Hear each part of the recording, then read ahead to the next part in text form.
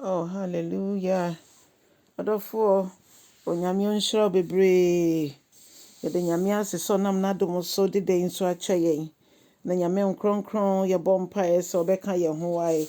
Bedum yen, be ma ye wa ho oden. Yentimi enfambo branche weni onyam. Ewo Yesu Kristo wudi mo ene ya bompa ye. Hallelujah. Hallelujah. Adofo, mema wakwa abenen so de ba uti ase esen dwumedie yi so. Onyankopon abawa sompekeni Jacqueline Ennin na nyame na me so de ne nsam ebre ye nyina yi. Ene ye behwe Mateo sempai ti dunai. Ne nchichemu dumiensa edikosi eduenu baako. Kasafa Yesu a oma nipa mema Mpem enum paano emomudi ye paano ne nam. Odofo sabre na Yesu atenkra ne se yetwa John ti na ebro ti ye no wantena se ono tutu anamo to anyame adwuma no so na Mpem bebre ya meka se Yesu nye twa nsuo no ko nsuo no jape ne ke se bibi wo ho a Yesu kwa akoye bibi sonku bi wo ho kwa akoye ampa nso enne se yehwa Yesu otwa ofa kodro etwa nsuo nsenka okọ akotena baabi a eho ye din kakra na so onyakodu esu eja no ohudom bebre so omo na mofom omo ehia no na Yesu hu dom a edi nechi no ne yem hyehye no ema omo na osanyarewa. Hallelujah. Sa na Jesus otie ne yemo ye ohwe yetibia ye womu na wagye yen epagya ye afirimu onimu tibia onimu nso mede eno nti no si yetimi ko nanim mpaibo mu sankrofo ye ka mo ho asem yi omudi Yesu echi Yesu dikodo etwa nsuo no no mo nso enante efa ponano anase nsuo na no ekọ ho etwa ho hia no mo nsa ka Jesus ede na yen so ye ekwan be na ye fa so a yen sa betimi aka Jesus anope a wasori so watwen nyame anim so wabompa ye so wabisa nyame nkronkron se mame akwankyere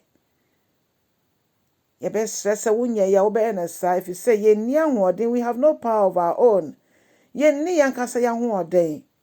ono nyame nkronkron ahoden energy yentata na esuafo no mo asem ha mo ne se owura nipa ye di wachia fi anopa besi sabre ade esa ade na wo mo nkofie no mo nkopa aduane bi se birim betoto nuano kro mo nkototo bi no mundi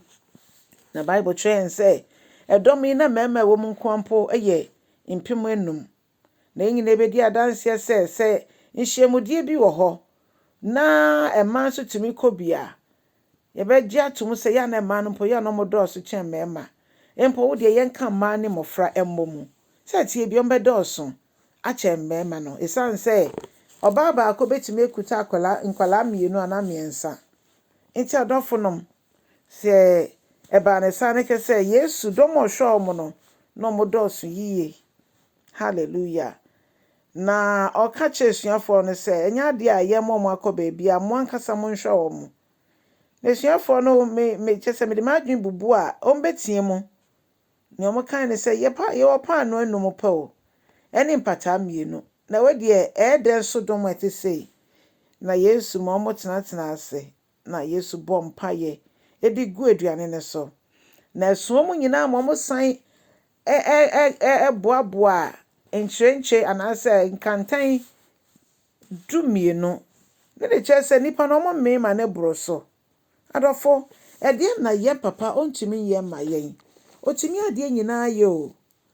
ne ha wo honam afemu ana ne etete wo honhom afemu ko nanim wo mpaibo mu onja wo mu na onyi otwetwene ne hia ne se wo behu so ye wo papa